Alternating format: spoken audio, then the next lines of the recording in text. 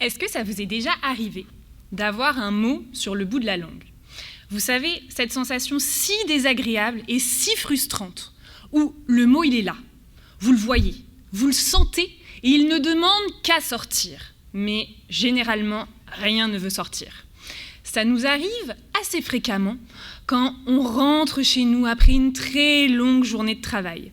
Les phrases sont compliquées et les mots ne veulent pas sortir. Mais généralement, après une bonne nuit de sommeil, tout réapparaît. Enfin ça, c'est quand l'histoire se passe bien. Chez certaines personnes, cette difficulté à trouver le mot va faire partie de leur quotidien. Et ça porte même un nom assez précis. On va parler ici d'anomie ou encore de manque du mot. L'anomie, le manque du mot, cette difficulté va être le symptôme principal qu'on va retrouver chez certaines personnes, notamment atteintes de la maladie d'Alzheimer ou encore des personnes ayant eu un accident vasculaire cérébral. Je parlerai alors d'AVC. Aujourd'hui, j'ai décidé de vous parler de Claude. Claude que je rencontre pour la première fois à son réveil à l'hôpital après avoir fait un AVC. Quand il se réveille, les mots ont disparu. Peu à peu, ils reviennent.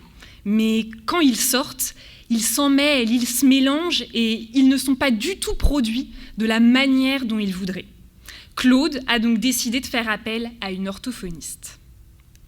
Quand je rencontre Claude, je me rends compte qu'il a des difficultés pour trouver des noms communs, comme table, chaise, chien.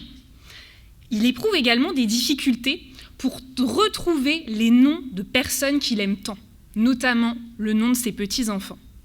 Mais ce qui est encore plus difficile pour Claude, c'est de trouver ses verbes. Et oui, ici on va parler de manque du verbe. Et le verbe, c'est assez important dans une phrase. C'est le noyau de la phrase. C'est grâce à lui qu'on s'ancre dans le temps. Il permet de lier à la fois le sujet et le complément. C'est un petit peu les fondations, les fondements de la maison. Quand il disparaît, tout devient beaucoup plus compliqué. C'est pour ça que j'ai décidé de proposer à Claude un nouveau traitement en orthophonie. Vous allez me dire, mais qu'est-ce que c'est ? Ici, on va parler de stimulation magnétique transcrânienne cérébrale. Un très long mot pour en fait dire qu'on va mettre une bobine sur la tête de Claude.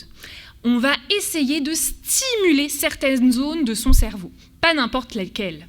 Des zones où on sait qu'elles s'activent spécifiquement quand on fait et quand on regarde des actions. On va stimuler le cerveau de Claude pendant 3 minutes.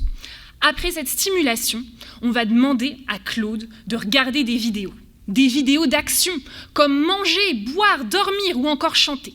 Et on va lui demander de les nommer le plus rapidement possible. On va faire ça pendant 10 jours d'affilée. Et vous avez hâte de savoir quels sont les résultats.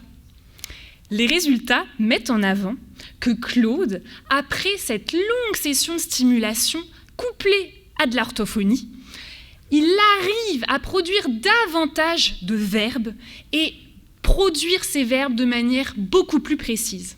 En conclusion, Claude, quand il rentre chez lui à la maison, il arrive à davantage communiquer avec son entourage et notamment avec sa femme. De plus, c'est un traitement qui dure dans le temps parce que ces mots, il les retrouve, mais il les retrouve pendant encore 6 mois. Cette nouvelle voie de traitement, de stimulation cérébrale couplée à de l'orthophonie, c'est une voie de traitement qui est prometteuse. C'est une voie, en tout cas, que j'ai bien encore envie de creuser durant ces futures années de recherche. Je vous remercie.